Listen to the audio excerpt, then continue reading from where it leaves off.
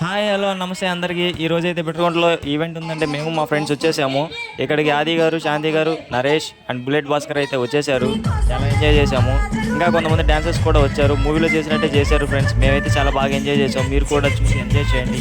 అలానే మర్చిపోకుండా సబ్స్క్రైబ్ చేసుకోండి ప్లీజ్.